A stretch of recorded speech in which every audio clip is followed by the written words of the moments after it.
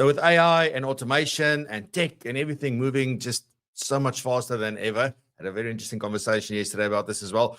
Many advisors are quietly wondering, I'm pretty sure you might be one of them, what's left for us to do, or what will be left for us to do in the very near future. If the tech can build the plan and it can even say, well, this is how we rebalance a portfolio and do it, and even write those pesky emails that we hate so much, where does this leave the human? Like, do we still matter in that? Will clients still need us? And today I'm joined by someone who has an answer, I believe. And it's not about fighting the machines. If you thought like you were seeing Terminator visions and all that kind of stuff, it's about becoming something new. And Andy Hart joins us to look at what he calls the Bionic advisor. So looking forward to that.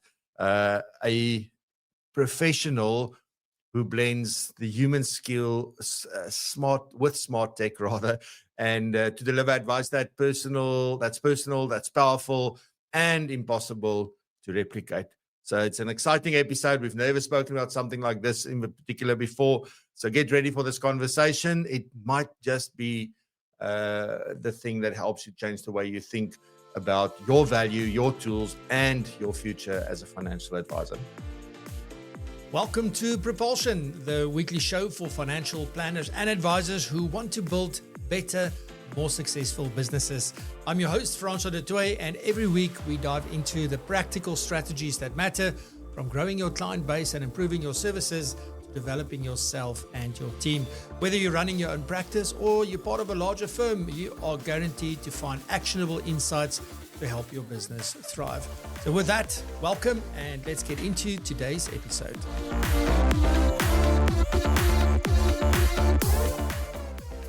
Today's guest is someone who's been challenging the status quo in financial advice for years, right?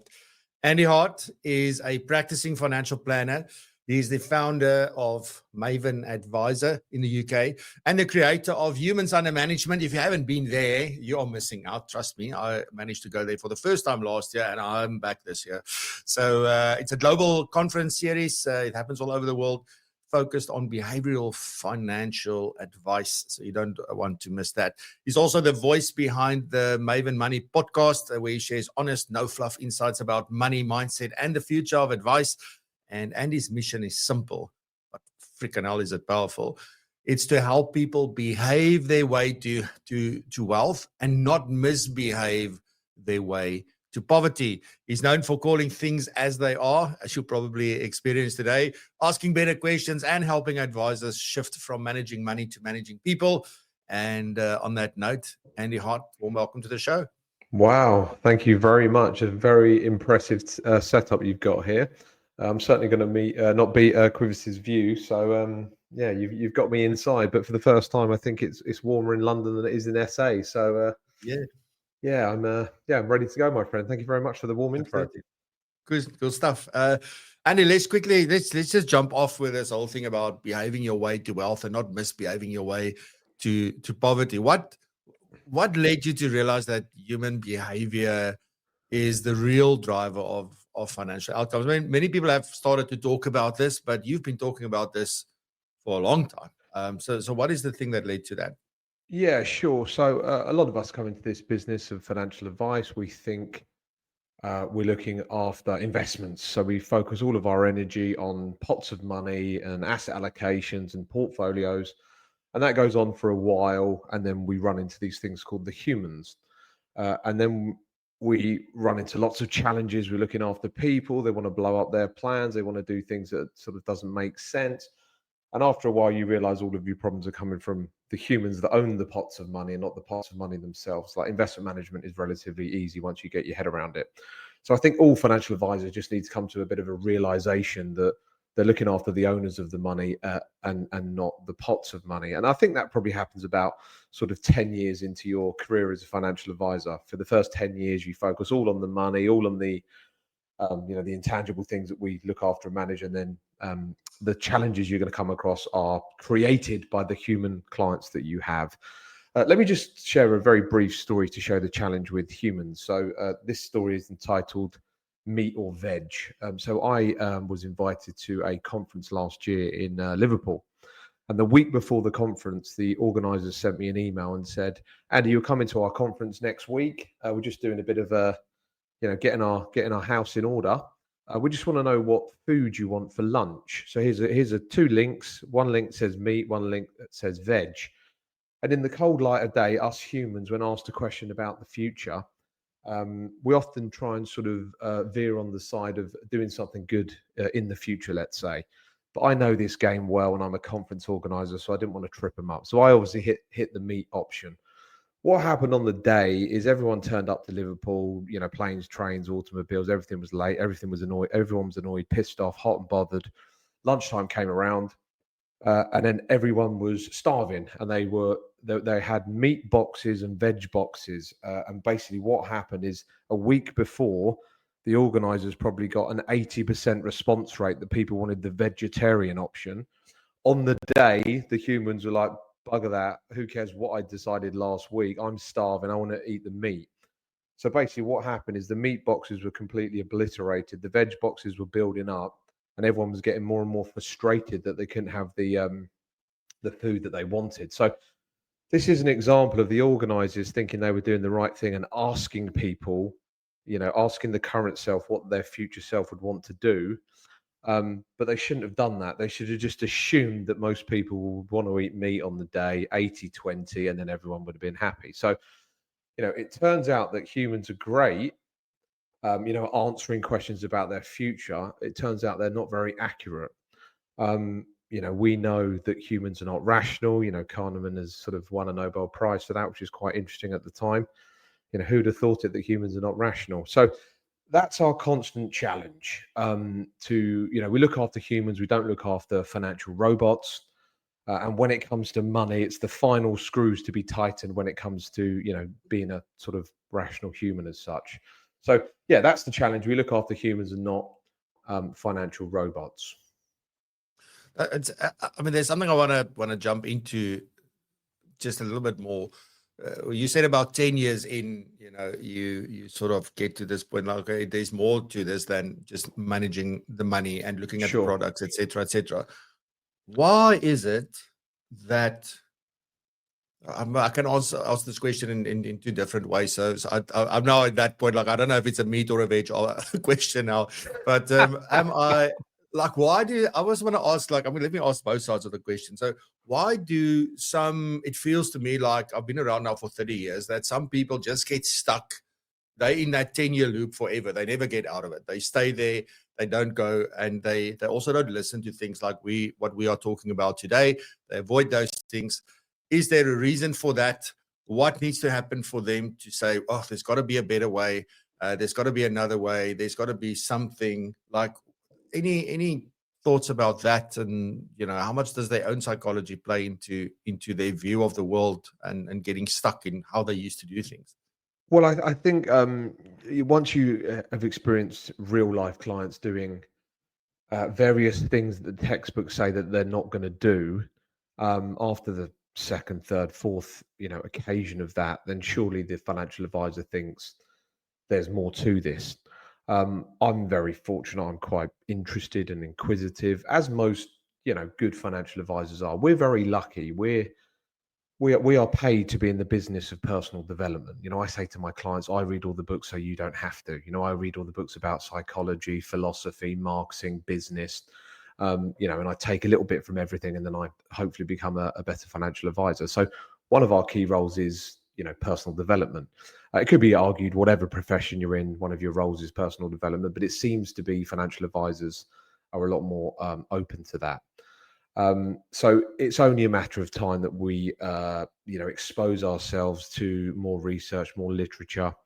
You're right. Some financial advisors come into the business, think they manage money. They live this, when a financial advisor says that I've been in this business 40 years, sometimes the pushback is, yeah, you've probably lived the same year 40 times. You haven't really developed along the way.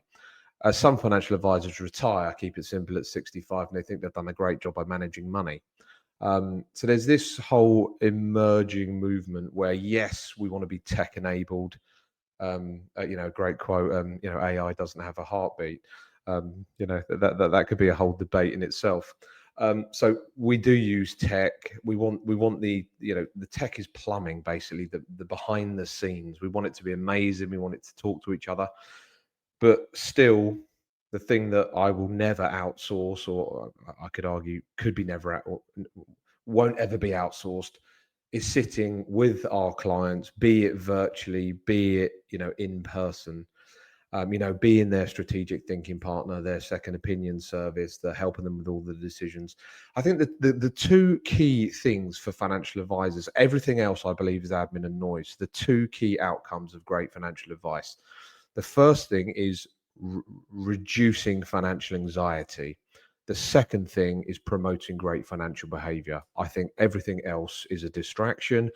Some things are important, but a distraction. So the two key outcomes of great financial advice are, I used to say removing financial anxiety, but it's very hard to remove financial anxiety. So I've changed it. I've lightened it up. Reducing financial anxiety is the number one thing. And the second thing is promoting great financial behavior. If it's not doing one of those, I believe it's a distraction. And then obviously the behind the scenes, we have the plumbing and admin, and that's sort of, we're sort of two forces, aren't we? We've got forces of technology becoming amazing, and automating everything and being brilliant and cutting down time and everything. At the same time, regulation is increasing. So we need to do more things that the bots are going to help us out with. We've got this weird sort of two forces, opposed to each other in some way. So the AI is getting faster and more automated, but the regulation is just compounding. And I don't know if it's the same in SA, but the more and more regulation we have, it always stays. It never goes. It's not as if we have this new regulation comes out in 2006. It's still there. We still have to adhere to it. 2010, 2014, 2019. It's not as if they get rid of the previous regulation. So regulation even compounds. The 8 to 100 of the world, regulation is also impacted by compounding. So yeah, I don't know if there's a couple of points there, Francois. Yeah, absolutely. And one question I want to ask before we jump into into talking a little bit more about the Bionic side of things is also, because all this stuff is really interesting to me, and I love the thing that we are in the business of personal development, and particularly ourselves, and that's what we need to do. And it feels almost like we owe that to ourselves to do that. Apart from what we can then, the value that we can then add is absolutely incredible. There's a talk I do where I always say to people, like, your business can't grow unless you do. Yes. Wow. Right? Wow. So that's such a powerful thing. But what are we still getting wrong with when it comes to client psychology? The last few years, there's been last couple of years, there's been books written specifically about psychology and financial planning. There's been a big focus on this. Everybody's talking about well-being and like all that kind of stuff. But what are we still missing when it comes to client psychology, do you think? Okay, a few things there. I suppose most people are not interested in money or investments. And to be totally honest, money and investments are dreadfully boring. But what people are interested is the outcomes of money and investing, retiring early, looking after their children, looking after their family. The specifics of how they achieve that, they may never understand it. And again, we've got forces at play. Mainstream media don't make it easy for people to make decisions. They're not very sort of, they don't have a great word to say about the financial planning profession. People still are not exactly sure what financial planning is versus financial advice. So we still could be argued to have a few bad actors in the space that are just bothered about selling things to people rather than what does it mean for their financial plan. I'm going to focus on the investment markets very briefly because we still look after people's life savings. Yes, we do financial planning. All clients we take on should have a financial plan. The investment portfolio funds the financial plan. Again, a lot of advisors don't even do financial plans or specific tailored financial plans that, are tangible for client families. They do a form of financial planning, promoting investing, promoting, controlling your expenses. So specifically to the investment markets, we do look after people's life savings, and it's something, you know, that has a great responsibility. But the recent example we have loads of real life examples, which is great. So we are currently at a market high. We're at a market high in global equities. We're at market high in the SA stock market. So anyone to have claimed to have ever lost money in the SA stock market, the global stock market, up until this point now, that have previously claimed to have lost money, was a human achievement and not a market achievement, as in, because we're at a market high now. They sold at the wrong time. The other thing that's very interesting, I mean, just think of the millions, billions of words and articles that were focused on the Trump tariffs in early April. It's just mind-blowing how many articles, what was written about how you need to now prepare your investment portfolio following on from this current news. You know, the typical person makes 30-year investment decisions based on the last 30 days of news, which is a travesty. So the early April, the markets declined extremely, and it's taken about, you know, a couple of months, 2 to 3 months, to completely recover. Anybody that wrote an article about how to now prepare your portfolio following on from this new change that's unprecedented, that we've never been seen before, that's always once in a lifetime, none of them will have personal accountability and rewrite an article to say, hands up, I got that totally wrong. So they're just, our clients are constantly bombarded from mainstream media to make decisions and take actions. And then our voice is only about 1% of their, you know, noise in their lives. So we have their attention for about 1%. Keep it simple when it comes to anything to do with money and finance, because the moment they leave our office or leave our meeting, they're exposed to the world, and, you know, the world's screaming at them to take action and react. And we're saying, no, we don't react to any markets, we act. So yeah, it's interesting when we hit these new market high points, you know, to just loosely celebrate them on our way as financial advisors, because, you know, market high points will be hit, you know, every so often. We don't want to be constantly at market high, because that's not how it works. The fluctuation and the, you know, volatility is the admission price to the long-term wealth.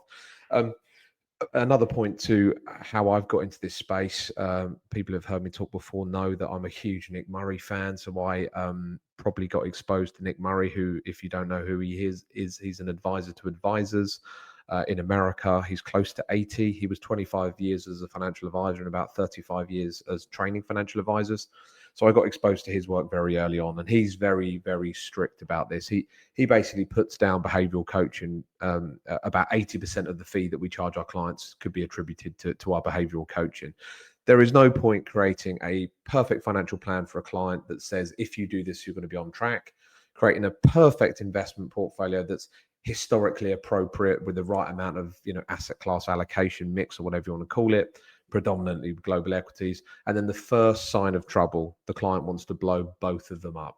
So if you can't keep that client, you know, sticking to the plan, which is the whole behavioral coaching side of it, then as a financial advisor, you will not be successful, because your clients won't be successful, because you can't get them to stick to the plan. Yeah.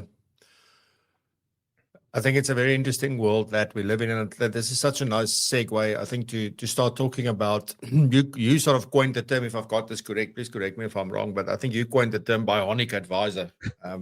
Is that can I attribute that to you? I may or may not have attributed that. I'm not quite sure. You know, as the joke goes, if you steal from me, you're stealing twice. But Yeah. Around that time, I think I do have bionicadvisor.co.uk. Like the website. That doesn't mean it's my original, but yeah, I'm hugely keen on getting the computers, getting the robots to do the things that are, you know, repetitive, boring, have to be done, important, compliance focused, you know, business process focused, but then still having that human connection. But sorry, go on. Francois, what was the No, question? all good. Yeah. So, I mean, I love the term. I think it's sometimes I hear these things and I go like, why did I not think of that? And it annoys me, to be honest.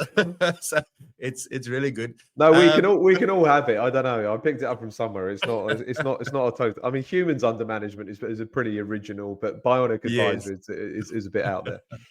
Okay, no, cool, man. But I'm keen to from your perspective, like, what does that look like in real life? So, and I'm a massive. I just bought a Lego bust of Iron Man. I'm a massive Iron Man fan. So the question is, when we talk Bionic advisor, are we talking Iron Man type stuff, or are we talking more therapist with a laptop kind of stuff? I mean, how do you see this? When I came up with the original term Bionic advisor, I created a mind map just to show. I was getting constant questions from financial advisors like, what email marketing software do you use? What calendar booking software do you use? What document management storage, etc., etc. And I'm a massive fan of best of breed of everything. So I don't want to use one system that does everything badly. I mean, the word that this industry bands around is integration. I want to integrate with everything. I get that, or do everything. They're asking platforms to do cash flow advisors. They're asking cash flow financial plan companies to do document management. The list goes on. So after, I don't know, the 20th advisor to ask me one question about the sort of tech that I use, I thought, right, I'm just going to put a massive mind map together and put all the different pieces of tech that I use. And it was enormous. I did this about 10 years ago. I think various people do these sort of maps. You've seen them, I think Kitsus does one maybe. It's absolutely enormous, the amount of tech that we use, and you underestimate it. I think I've got about 3 or 4 pieces of tech just built into my email software. So I'm using Whisper dictation now. I'm using Grammarly. I'm probably using, I don't know, Boomerang or Yesware. Like it's endless. But the best bits of tech are the ones that just work silently, are relatively cheap and very useful. I suppose one of the best examples of that is Calendly. I've used loads of different, meeting booking software over the years, and Calendly just does, online meetings, collaborations with people, and just very well. So the order of how you outsource things, I believe, is first of all, is there a tech solution that will be able to do this really well, ideally really cheaply? Yeah, okay, great. If there's not, you then outsource to a human.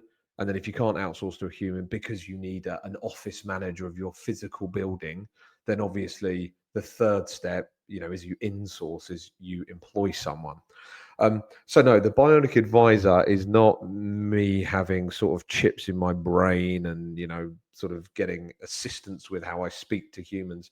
It's, being absolutely surrounded by various pieces of tech, and that's continuing to sort of, be added to the tech stack, as it were.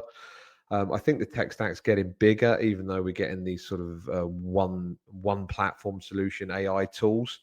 But it's that human connection again. I don't know about you or listeners listening to this.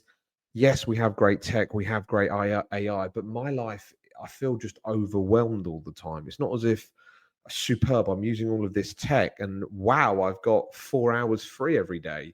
And the other thing as well that I think as financial advisors, we need to continually remind ourselves, I don't, I bank at a decent institution, I've got an all right account there.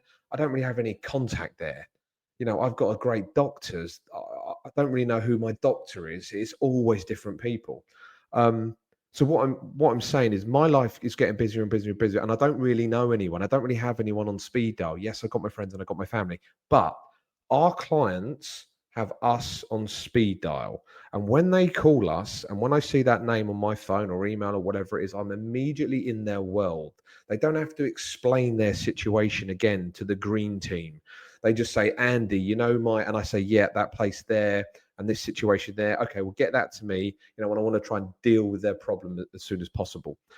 I'm quite strict on this. When I take on new clients, I say, I am your main point of contact. I have a team that works for me. Everything comes through me. Some people might push back at that and say we don't want that. People building bigger firms. Unfortunately, I run quite a small firm, so I'm always letting them know that everything comes through me. I don't say to them, "Oh, welcome to Maven Advisor. You're on the green team, and the green team is 9 people, and you call the green team, and none of them know what the hell's going on." I say, no, no, no. If I work with a new accountant and they say, "Andy, you're on the green team," I say, "No, I'm not in the green team. I'm with Sarah or Tony. They can be in the green team." Like, I don't want to have that team option. So as practicing financial advisors, you look after, individuals and families, and they have your number on speed dial, and immediately you know what's going on in their world. This is priceless, absolutely priceless. As I say, they don't really have any other close connections in their lives from a sense of their sort of life team. AI's come in. AI can do everything that my accountant can do, could be argued. It's going to be able to do my accounts faster, quicker, more accurate, save me more money, submit them online, et cetera, et cetera. Am I ever going to get rid of my accountant? No chance. So again, my accountant can use the best AI software, do X, Y, Z, but I still want to have that human connection with my accountant. So I'm all for the Bionic Advisor age, using tech to enhance our lives, to make things, cheaper, faster, better. But I am still massively pro the human connection, and still, guiding our clients through the human connection, be it either remotely or IRL. Yeah, I think it's a case of like, I don't think there's anything in our lives that's really more personal than money, and that has a more detrimental effect on our lives. You can see just relationship issues, Yeah. money is involved. You can see, whether it's going good or bad, money is involved. It's always involved. It's the fabric of society. Everyone's Yeah. playing the money game. You just decide if you want to play it intentionally or unintentionally. Because if you don't play it intentionally, it's getting played against you anyway. So yeah, that's my opinion on that. So, Yeah. so there is this case for, and I want to ask it this way, right? So as AI is getting better, I'm not going to just talk about AI, it's just a form of tech, but as that tech part of the technology stack is getting better and better and more personal and more, if you have a conversation, I could literally have a conversation like this. It feels very real. It feels very human. Some clients are going to opt for that for a while. I think there's people will go and try that out, but somewhere, I think us as humans, you need, when it comes to money, you want that reinforcement, you want that surety, you want somebody to rubber stamp the thing and say, yeah. I think it's going to take a long time for us to get to that level of trust if we ever get there. So my question is, so as that happens, so let's just see a world where that does become better and better and better. Yes. Which human skills do you feel will just become more and more valuable as AI gets better? Like, what human skills are the things that, that's going to become more valuable? Well, a couple of things there. Let's just focus specifically on real life use cases of AI. And I'm specifically talking about ChatGPT here. I mean, I use ChatGPT all the time. I basically open up on my phone, ramble some stuff to it, talk to it, and then it spits out various things for me. I use it for everything. I think in 2024, like the biggest thing it was used for, I can't remember, it was, like lists of something. 2025, it's relationship advice. So we've completely shifted how we're dealing with it. And I use it as my lawyer, as my business advisor. I use it as my relationship coach. I use it as a parent. I'm a father of twins. I'm constantly saying my 5-year-old boy is doing X, Y, Z. What is this about? How do we fix it? So it is amazing. Also, as practicing financial advisors, I am sure you have also received emails from clients, and it is great. They say, "Andy, I've got this X, Y, Z." Usually it's a complex tax investment situation. I mean, yes, we look after people, we're bothered about their life, the big picture, but we still have to get on with the nuts and bolts. And frequently in client emails now, it's, "Andy, I'm looking at these 2 or 3 options. I think I might do this. I think I might do that. ChatGPT has said yada, yada, yada, yada, yada," which is great because I often run through some complex tax things through ChatGPT as a starter, just as a guide to get me, some assistance. So our clients are using these tools anyway. Will AI get to the point where it can be the most amazing financial advisor, financial planner, and do everything? I mean, of course, but when is that point? I don't think we're going to be 2 years away from you choose your perfect AI financial advisor avatar, be that man, woman, cyborg, whatever, avatar you want, whatever accent you want. They produce your financial plan. Use it like, I mean, we may get there. Francois, you're right in terms of AI is just an enhancement in tech, but I believe it's a huge step up, which I'm sure you'll agree. Practicing financial advisors listen to this. I think the problem that they have, certainly in the UK, I don't know how many tools have been launched in SA, but it's a bit, the paradox of choice. There's too many tools out there that are all claiming to do the same thing, but better than them, different to them. Advisors don't know whether or not they need to sort of commit to the product and put all their clients in, dip their toe in, or get someone in the firm to be the AI champion, to be aware of all of these tools. I think the pricing on a lot of the AI offerings is a bit off at the moment. Some are a bit too high. Some are like per client, per month. Like, I think get the pricing right.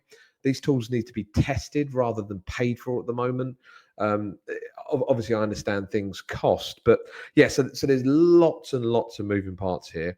And a lot of advisors are waiting to see how other firms get on. And then, people they trust, they'll then implement new tools. So, yeah, the AI space in financial advice is amazing. I mean, if you ask ChatGPT what professions are vulnerable to AI, financial advice comes very high because they think we just look after money and investments.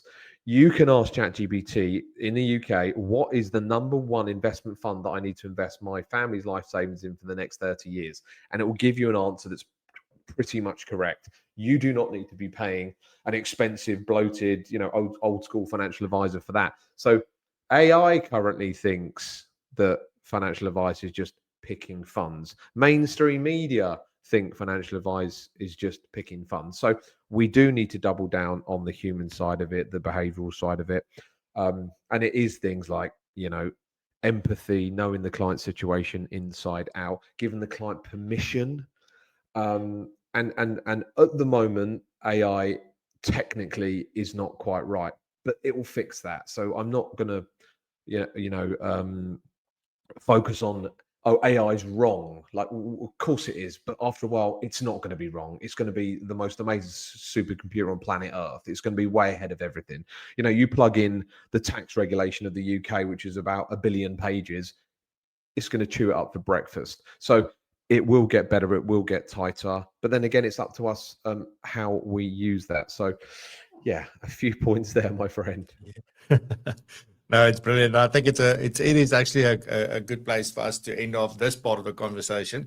It is, yeah, it's interesting. And I'm glad you also said it, maybe not at the moment, but it will be. I always say just add comma yet. Whatever you say about AI, comma yet. Yes. Because it is where we headed. But I think you made such a valuable point in the fact that based on what we have done in the past, it thinks that's all what we do.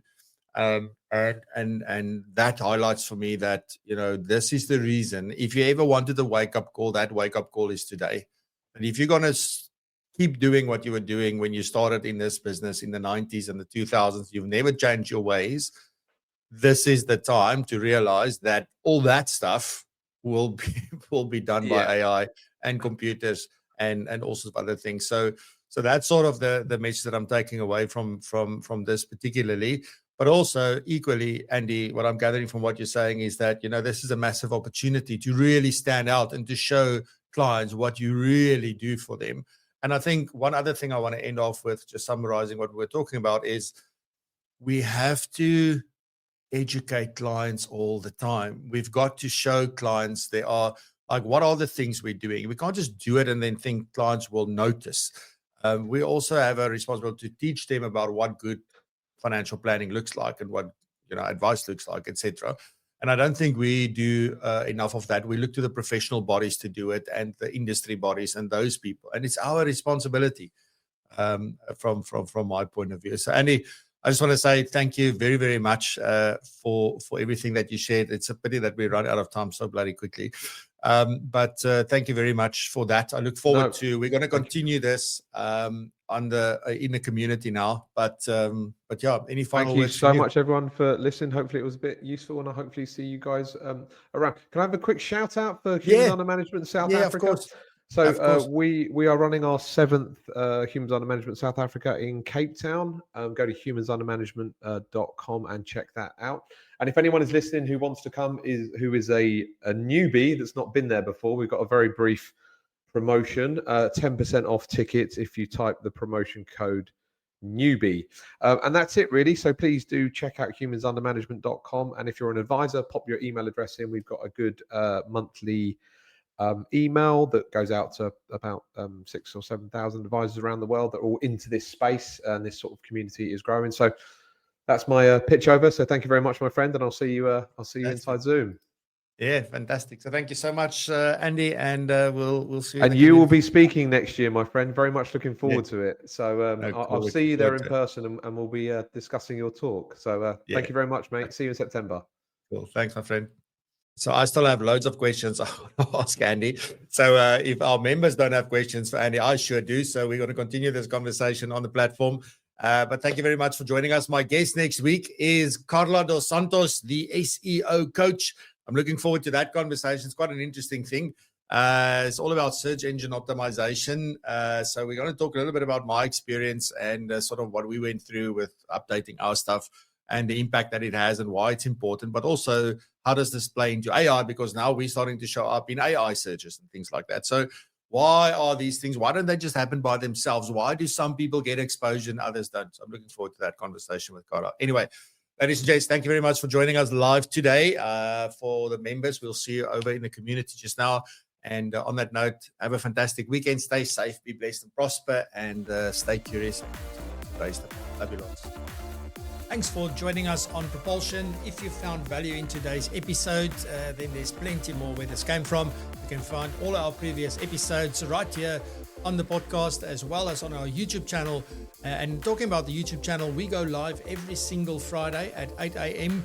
until 9 a.m. and we host many different guests, and we also talk about very interesting topics. And on the live show, there's also some incredible segments hosted by some of the most well-known and influential financial planning professionals. So you are most welcome to join us every single Friday. Put it in your diary and we will see you there. And on that note, also please do check out propulsion.co.za/community for all of the goodness and learn more about how you can become part of our amazing community and how that would benefit you, your business and your career. So on that note, stay curious and keep raising the bar.